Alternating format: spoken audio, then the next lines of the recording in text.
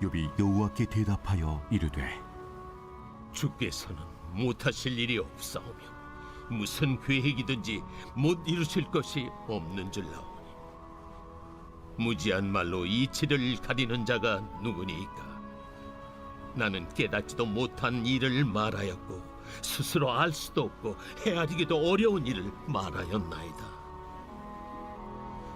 내가 말하겠사오니 주는 들으시고 내가 주께 묻겠사오니 주여 내게 알게 하옵소서. 내가 주께 대하여 귀로 듣기만 하였사오나 이제는 눈으로 주를 배움나이다. 그러므로 내가 스스로 거둬들이고 티끌과 채 가운데서 회개하나이다. 여러분, 사람이라는 존재를 좀 생각해 봤습니다. 여러분, 우리 자신, 사람이라는 존재를 생각해 볼 때 받아들이는 일보다는 판단하는 일이 훨씬 더 익숙한 것 같아요. 사람은 무언가 보고 경험할 때 너무나 자연스럽게 좋다, 싫다, 너무 쉽게 판단합니다. 그리고 우리가 욥기서를 읽으면서 인과응보, 선하면 항상 복을 받고 악하면 저주를 받는다, 이런 개념을 늘 갖고 있는 것 같아요. 우리 뭐 교회 안에서도 그렇지 않습니까? 예를 들면 어떤 가정에 어려움이 있어. 그러면 우리는 아주 간단하게 생각합니다. 그 가정에 죄가 있었나? 아주 심플하게 생각합니다. 우리 안에 그런 판단하는 일들이 많습니다. 우리가 이렇게 받아들이는 일보다 판단하는 일이 익숙한 이유는 다른 거 아닙니다. 우리 안에 죄성이 있어서 그래요. 죄성이. 우리 안에 죄성이 언제 생겼습니까? 아담과 하와 사건. 선악과를 먹으면서 선과 악을 알게 됐습니다. 여러분, 이 땅의 모든 사람들은 다 죄인입니다. 그렇죠? 우리 모두는 죄인입니다. 그래서 우리가 누군가를 바라보면서 죄인이라고 정죄하는 건 안 되죠. 그러나 우리는 늘 살아가면서 다른 사람들의 모습을 보면서 늘 정죄하고 판단합니다. 우리 일상에서 이게 판단하는 게 얼마나 많은지 몰라요. 우리는 다 만능 스포츠인처럼 살아갑니다. 최근 지금 월드컵을 하고 있잖아요. 자, 우리나라 축구를 예전에 봤는데, 자, 축구 보면서 한마디씩 분명히 다 조언을 하셨을 겁니다. 슈팅 했어야지. 패스해야지. 근데 우리 자매분들도, 우리 여성분들 너무 잘하세요. 패스해야지, 슈팅해야지, 다 하세요. 얼마나 판단하는지 몰라요. 잘 못하면 저 선수는 국가대표 되면 안 되겠다, 다 판단합니다. 저도 그런 부분이 있었습니다. 근데 막상 저희가 운동장 가면 공을 제대로 못 차요. 축구 선수보다 100분의 1도 못합니다. 근데 우리는 축구 경기를 보면서 계속 판단합니다. 비판하고 전문가처럼. 근데 야구를 볼 때도 그런 것 같아요. 특히 TV로 야구 구경을 하면 방송에서 어떻게 잡아줍니까? 투수 뒤에서 공을 잡아줍니다. 공이 가는 모습이 다 보여요. 근데 내가 좋아하는 그 팀에서 타자들이 하나도 못 치는 거예요. 그러니까 열받잖아요. 아니, 공이 저렇게 보이는데 왜 못 치니 쟤네? 이러잖아요. 여러분, 거기 타석에 서면 여러분 아예 서지도 못합니다. 여러분, 140km, 150km는요 눈 깜짝하면 지나가는 볼이에요. 무서워서라도 거기 못 서요. 근데 우리는 TV 보면서 아니, 공이 이렇게 떨어지는데 아니 왜 바보처럼 왜 방망이를 위로 휘둘러? 이렇게 얘기하거든요. 그게 그만큼 어려운 거예요. 근데 우리는 너무 쉽게 판단합니다. 아니, 그거 왜 못 쳐? 우리는 그렇게 판단하잖아요. 너무 쉬워요. 우리는 판단하는 게 너무 쉬워요. 우리는 스포츠인만은 아닙니다. 우리는 요리사도 됩니다. 우리 식당 가잖아요. 반찬 하나씩 하나씩 다 드시면서 다 평가합니다. 이거는 짜, 이건 싱거워, 이건 미온을 좀 많이 넣은 것 같아, 이거는 왜 내놨을까, 이러면서 아주머니들이 다 판단을 합니다.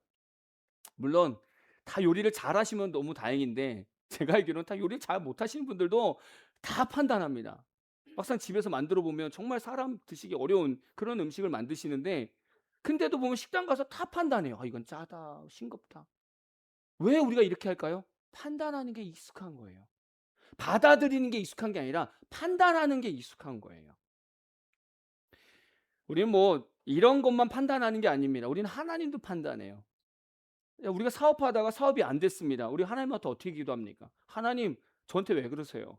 왜 저만 힘들게 하십니까? 라고 따집니다. 너무 쉽게 따지죠. 가족들 중에 갑자기 누군가가 갑자기 돌아가셨어요.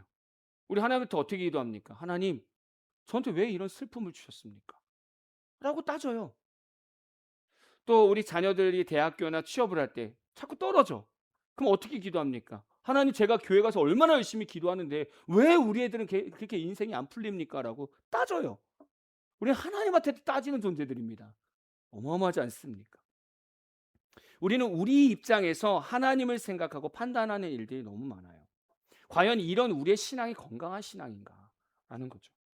오늘 말씀은 우리의 이런 근본적인 부분을 제대로 다루는 좀 말씀이기도 합니다. 저희는 3주 동안 욥기서 말씀을 봤습니다. 오늘 욥기서 마지막인데, 여러분, 욥이 왜 고난을 당했습니까?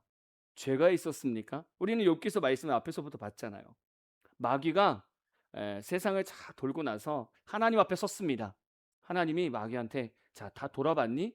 어, 내 사랑하는 욥 봤어? 괜찮지? 열심히 예수 믿지? 열심히 하나님 믿지? 그랬더니 마귀가 뭐라고 해요? 에이, 하나님, 욥이 하는 일마다 하나님 복 주시니까 하나님 경배하는 거 아닙니까? 이거 다 가져가 보세요. 욥은 하나님 찬양하지 않을 거예요. 경배하지 않을 거예요. 마귀가 그렇게 판단한 겁니다. 그래서 하나님이 허락하신 거잖아요. 그래서 한날 한시에 욥의 모든 재산이 한 번에 다 날아갑니다. 주변 나라를 통해서 싹 다 날아갑니다. 그것만 있었던 게 아니에요.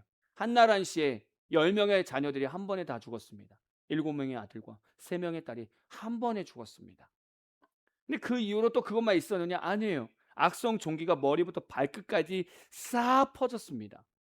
기와장으로 벅벅 긁으면서 괴로워하던 욥이었습니다. 근데 거기다 마지막 아내가 홈런을 치죠. 차라리 하나님을 저주하고 죽어라 그냥. 여러분, 욥의 고난을 한번 생각해 보세요. 사람의 생각과 판단으로 도저히 이해가 안 되는 고난입니다.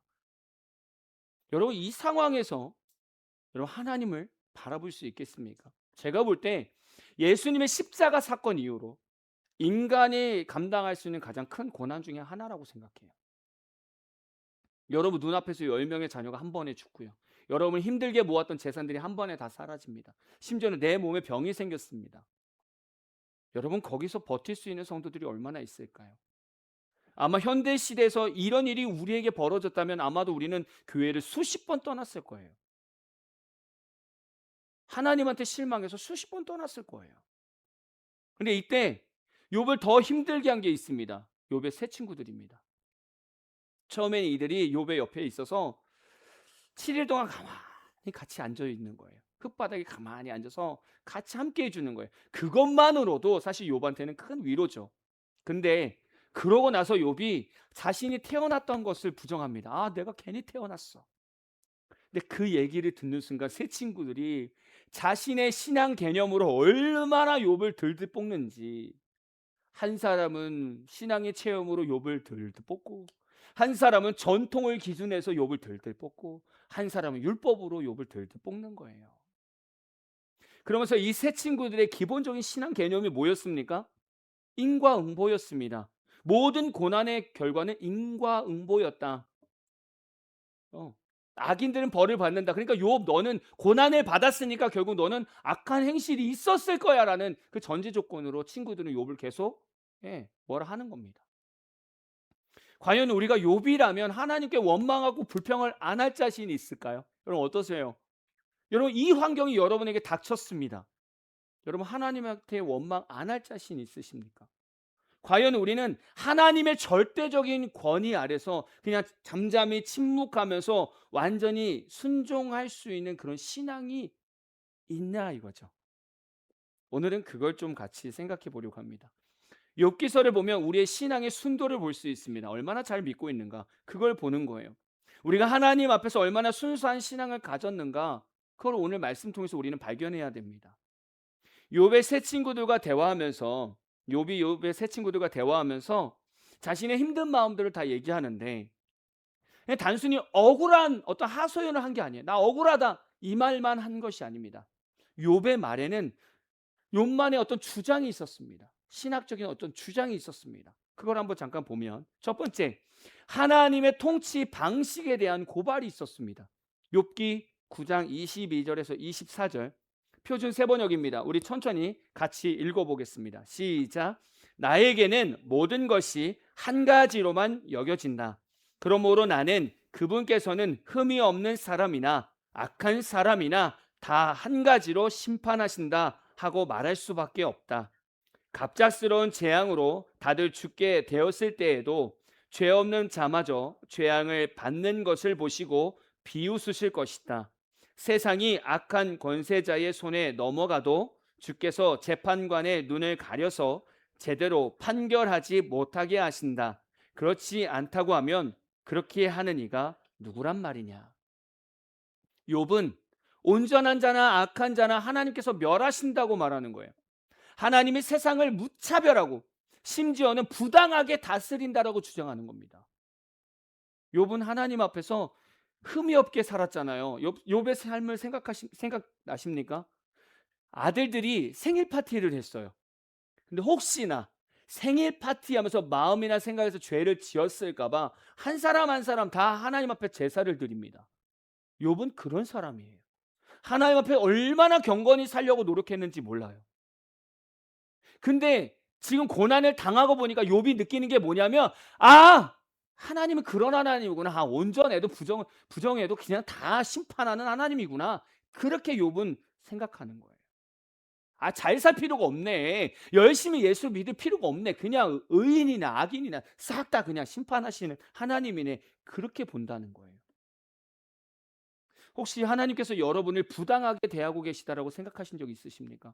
하나님은 나만 좀 부당하게 대하고 계신 것 같아. 혹시 그런 생각 해보셨습니까? 나는 하나님 앞에서 늘 잘하고 있는데 하나님께서 좀 악인과 함께 나를 좀 이렇게 같이 대우하시는 것 같아. 그런 생각 해보셨습니까? 사실 우리는 겉으로 말하지 않지만 우리 주변에 일어나는 일들을 보면서 우리도 얼마든지 욥처럼 생각한단 말이죠. 예를 들면 고속도로에서 심한 교통사고가 일어났습니다. 여러 충돌이 일어났어요. 그래서 그 사고 안에서 많은 사람들이 목숨을 잃었습니다. 근데 거기서 어떤 부부의 목숨을 잃었냐면 정말 수십 년 동안 해외에서 선교를 하던 선교사님 부부가 거기서 돌아가신 거예요. 그 선교사님들은 자신들이 먹고 싶은 것도 드시지 않고 누리고 싶은 삶도 누리지 않고 그 돈으로 해외에서 열심히 선교했던 그런 분들입니다. 근데 만약에 이러한 선교사님들이 그 교통사고에서 돌아가셨다고 생각해 보세요. 그러면 주변에서 이 소식을 들은 성도들이 뭐라고 생각하겠냐고요. 하나님, 왜 그렇게 신실하게 사역하는 왜 선교사님 왜 데리고 왔습니까? 하나님 그런 분입니까? 의로운 사람을 그냥 데리고 가는 그런 하나님입니까? 우리 그런 생각 안 하냐고요. 한다라는 거예요. 욥이 지금 이렇게 답답하다라는 거예요. 두 번째, 욥은 하나님과의 법정 대결을 요청한 겁니다. 욥기 13장 22절 23절 표준 세번역입니다. 천천히 같이 읽어보겠습니다. 하나님께서 먼저 말씀하시면 내가 대답하겠습니다.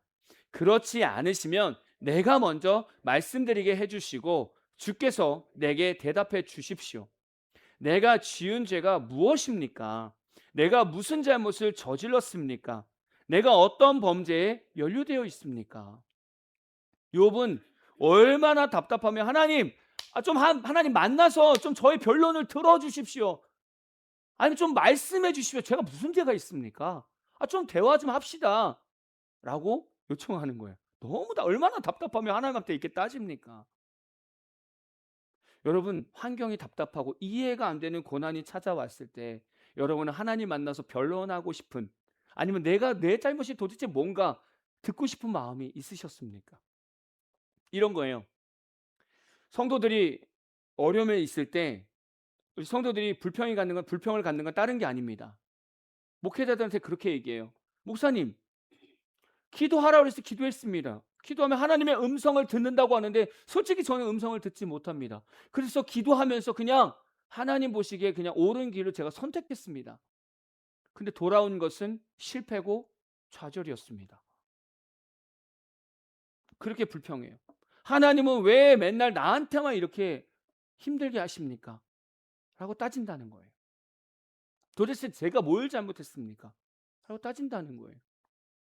저는 솔직히 이렇게 여쭤보면 저는 할 말이 없습니다. 제가 하나님이 아니니까.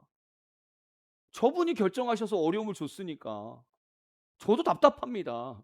열심히 기도한 성도가 어려움을 당하면 목회자도 저희들도 당황스럽습니다.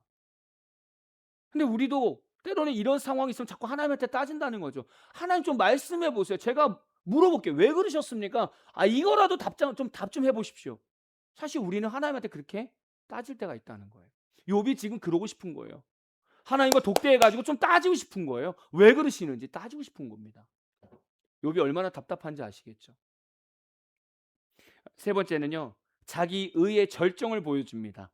욥기 31장 35절부터 37절. 이것도 표준 세번역입니다. 천천히 읽어볼까요?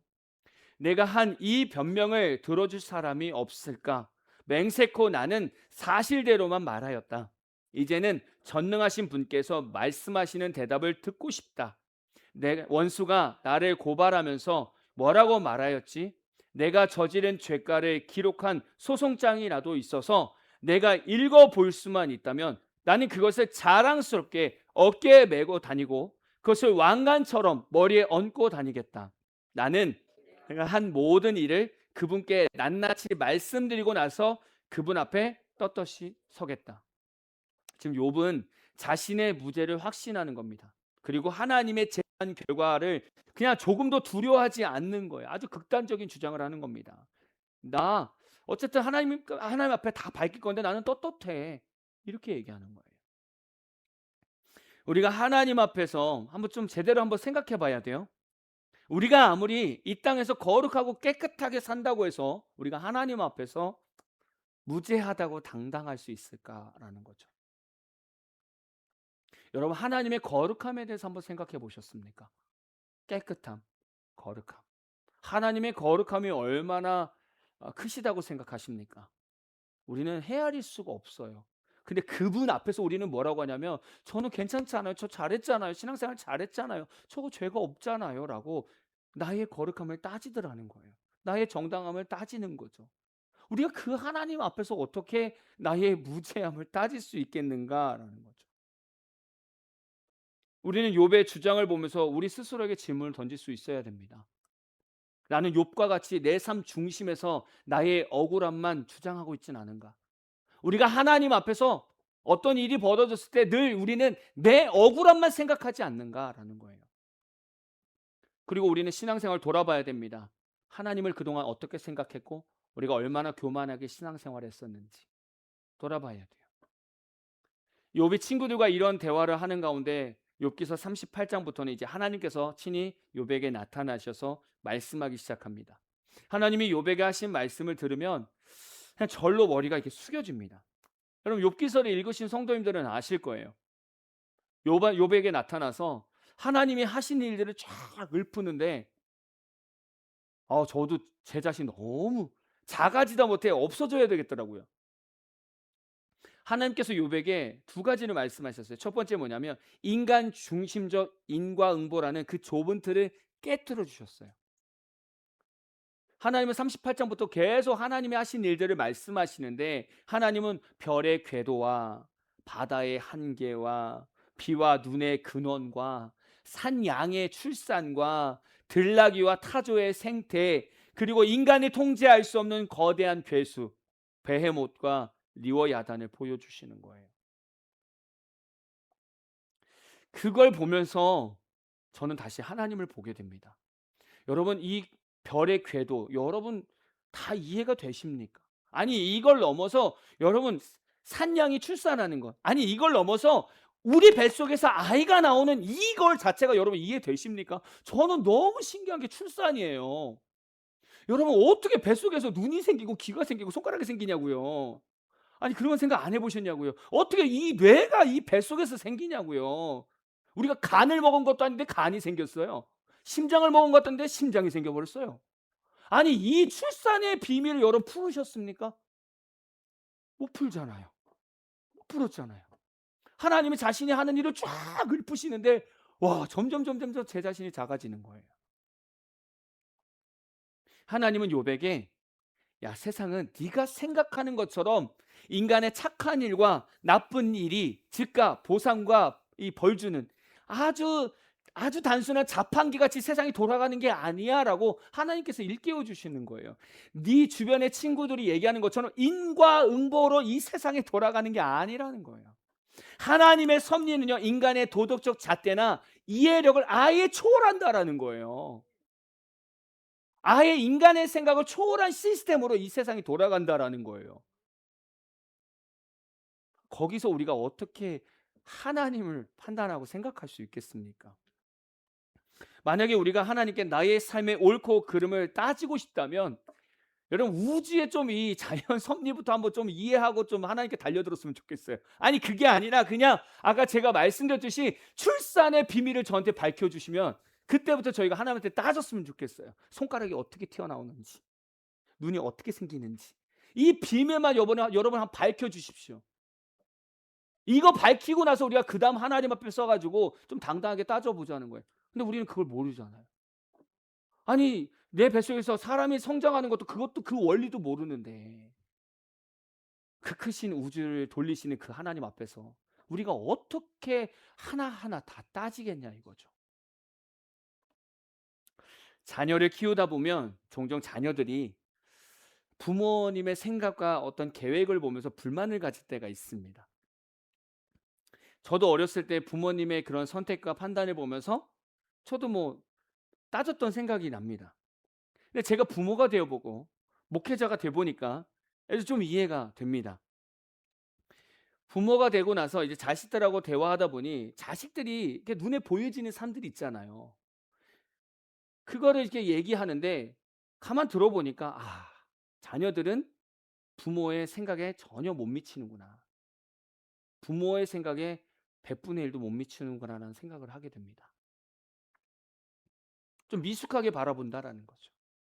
제가 목회를 하면서도 느끼는 게 뭐냐면 성도분 중에는 저보다 나이가 많으신 분들도 있는데 때로는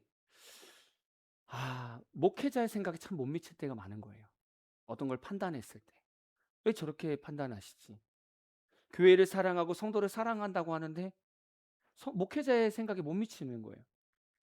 그런 걸 많이 느끼게 됩니다. 이런 예를 생각해 볼 때 우리가 어떤 일을 마주대하고 나서 그 상황을 과연 쉽게 판단할 수 있겠는가라는 거죠. 쉽게. 우리가 과연 우리에게 주어진 환경을 하나님의 시선으로 온전하게 볼 수 있겠는가? 우리가 생각 한번 돌아보자는 거예요. 아니 인간의 부모님의 마음도 다 헤아리지 못하는데 어떻게 저 위에 계신 하나님의 마음을 우리가 다 헤아리겠냐고요. 말도 안 되잖아요. 하나님은 인과응보의 개념으로 판단받았던 욥에게 세상은 그렇게 단순한 구조가 아니다라는 걸 깨닫게 해주시는 거예요. 너가 지금 친구들한테 들은 인과응보 그 개념으로만 세상이 돌아가지 않아. 내가 돌리는 거야. 그래서 너희들은 이해할 수가 없는 거야. 그 말씀을 하시는 거예요. 두 번째는 사람의 현 위치를 깨닫게 해주시는 거예요. 욥기 38장 4절 보니까 내가 땅에 기초를 놓았을 때 네가 어디 있었느냐 네가 깨달아 알았거든 말할지니라. 하나님은 지금 욥을 질책하는 것은 아닙니다. 오히려 욥의 시야를 넓혀주시는 거죠. 욥기 38장 4절은 인간이 우주의 어떤 극히 일부분만 보고 있으면서 전체를 다 봤다라고 하는 그 오만함을 설명해 주는 말씀입니다. 우리가 그동안 하나님을 참 오만하게 믿었던 것 같아요. 우리 삶에 벌어진 일들을 보면서 마치 그게 다인 것처럼 얘기해요. 내가 이 한 장면을 보면서 이런 게 우리 하나님이구나 이렇게 판단을 해버린다는 거죠. 어느 가정이 있었습니다. 참 어렵게 살아가는 한 가정에 딸이 한 명 있었습니다. 딸이 어렸을 때부터 생활하면서 가난하게 살다 보니까 학교에서 이제 준비물을 준비하러 가면 참 늘 어려웠어요. 부모님한테 준비물 살 돈을 달라고 하면 아버지는 늘 꼬깃꼬깃 그냥 적은 돈을 줬습니다. 뭐 준비물도 제대로 살지 못하는 돈을 막 주세요. 그렇게 힘들게 살았습니다. 그리고 대학교에 들어갔습니다. 여학생이니 얼마나 좋은 옷을 입고 싶겠습니까? 옷 사게 해달라고 돈을 달라고 하면 아버지가 또 적은 용돈을 주면서 그 하나 가지고 옷도 제대로 하나 못 사는데 아껴 쓰라고 그러면서 그냥 돈을 주는 거예요. 딸이 쭉 성인이 되고 보니까 자기가 느낀 게 있는 거예요. 부모님은 나를 사랑하지 않는구나. 그걸 느끼게 된 거예요. 그러면서 아유 빨리 나를 사랑하지 않는 부모님 빨리 벗어나서 빨리 결혼해야지. 그래서 얼른 배우자를 만나서 일찍 결혼하게 됩니다. 결혼식을 하고 신혼여행 갔다 와서 이제 다시 본인 집에 잠깐 방문합니다. 자, 이제 인사를 드리는데 아버지가 주섬주섬 통장 하나를 딸한테 건네는 거예요. 그러면서 하시는 말씀이, 야, 너가 어렸을 때 꿈이 결혼하면 큰 아파트를 하나 얻는 게 꿈이었잖아. 그래서 아빠가 너 어렸을 때부터 지금까지 열심히 아껴 쓰면서 이 돈 모았어. 남편하고 이제 행복하게 살아. 딸은 이 아버지의 통장을 보면서 그동안 살았던 그 어린 시절이 주마등처럼 싹 스쳐 지나가는 거예요. 거기서 힘들게 살아온 부모님의 뒷모습이 다시 생각나는 거예요. 그러면서 그냥 그 힘들게 지냈던 그 부모님의 모습을 보면서 그게 부모의 마음이 전부였다라고 생각했던 자신의 생각이 참 부족했다, 모자랐다라는 그런 생각을 하게 된 거죠. 이 딸은 잠깐 보여지는 그 부모의 모습을 보면서 그 모습이 마치 그냥 전부인 것처럼 생각한 거예요. 왜 부모님이 그렇게 아끼면서 살아가는지 전혀 몰랐던 거죠. 자신을 사랑하지 않아서 돈을 제대로 주지 않은 거고요. 그냥 나를 힘들게 키운 것뿐인 거예요. 그렇게 생각한 거예요. 우리는 얼마든지 교회 생활하면서 일상생활하면서 거기서 비춰지는 하나님을 보면서 아, 하나님은 이런 분일 거야라고 우리는 그냥 그렇게 하나님을 판단해 버려요. 그렇게 우리는 오만하게 산다는 거예요. 정말 우리가 하나님을 그렇게 판단할 수 있을까요? 과연 우리는 지금까지 하나님을 믿는다고 하는데 과연 우리는 하나님답게 믿었을까? 제가 두 가지 질문을 던져보겠습니다. 일주일 동안 사시면서 한번 묵상해 보세요. 교회는 하나님의 은혜인 예수님의 십자가 사건으로 구원을 받는 곳입니다. 고로 구원받은 성도는 하나님의 사랑을 아는 자들입니다. 그렇다면 교회에서 문제가 생기거나 사람과 사람 사이에서 살다가 어려움이 생겼다면 그럼 교회를 떠나는 게 맞습니까? 그러면 그동안 내가 믿었던 하나님의 그 믿음은 어떤 믿음입니까? 그리고 세상에 열심히 살다 보면 사업이 망할 수도 있습니다. 가정이 무너질 수도 있습니다. 건강까지 안 좋을 수 있습니다. 이런 일을 당한 성도가 하나님께 실망해서 기도도 하지 않습니다. 예배도 드리지 않습니다. 헌금도 드리지 않습니다. 그리고 이런 행동을 타당하게 생각합니다. 하나님께서 나한테 이런 삶을 주셨으니까 나는 그럴 수 있지. 기도 안 할 수 있지. 이렇게 타당하게 생각합니다. 이런 우리의 반응이 하나님을 온전히 믿는 믿음일까라는 거죠. 여러분, 이 두 가지 질문을 가지고 한번 일주일 동안 묵상해 보십시오. 우리는 인생 최악의 순간이 오면 자꾸 내 기준에서 신앙을 판단한단 말이에요. 내 기준에서 하나님을 판단한단 말이에요. 지금 내가 마음이 너무 힘든데 교회 가서 어떻게 찬양하고 웃습니까? 라고 얘기하는 거예요. 지금 내가 너무 힘든데 어떻게 기도할 맛이 나겠습니까? 라고 우리는 따진다라는 거예요. 근데 그게 마치 타당하다라는 거예요. 우리는 이렇게 감정적으로 신앙생활을 한단 말이죠. 우리가 감정적으로 신앙생활하는 단체입니까? 아니잖아요. 우리는 지금도 살아 역사하시는 하나님을 믿는 그리스도인들입니다. 근데 우리는 신앙생활 돌아보면 자꾸 감정적으로 좌우로 자꾸 빠집니다. 오늘 하나님께서 저와 여러분을 붙잡아 주시는 거예요. 욥에게도 우리에게도 붙잡아 주는 거예요. 하나님께서 욥기서를 통해서 욥과 우리에게 바라시는 모습이 있는 거예요. 어떤 모습이겠습니까? 하나님은 욥에게 그리고 우리에게 하나님의 크심을 깨달으라는 거예요. 크시다 얼마나 큰지 너희는 몰라. 그리고 인간의 한계를 인정하라는 겁니다. 너희들의 한계를 인정하렴. 그리고 하나님을 절대적으로 신뢰하는 신앙을 가지라고 말씀하는 거예요. 우린 그걸로 신앙생활을 하는 겁니다. 환경을 보면서 신앙생활하는 것이 아니라 환경을 뛰어넘어서 그냥 하나님 바라보면서 신앙생활하는 게 기독교예요. 우리가 평소 살아가면서 어떤 어려움이 있고 최악의 문제가 생겼을 때 이 욥의 말씀을 꼭 기억하십시오. 하나님께서는 욥과 같은 고백을 듣고 싶으신 거예요. 욥기 42장 2절, 3절, 6절입니다. 같이 천천히 읽겠습니다. 주께서는 못하시는 일이 없으시다는 것을 이제 저는 알았습니다.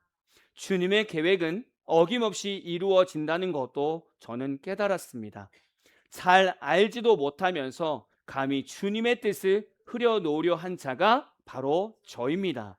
깨닫지도 못하면서 함부로 말을 하였습니다. 제가 알기에는 너무나 신기한 일들이었습니다. 그러므로 저는 제 주장을 거두어 드리고 티끌과 잿더미 위에 앉아서 회개합니다. 지금 욥이 전능하신 하나님을 만나고 나서 고백합니다.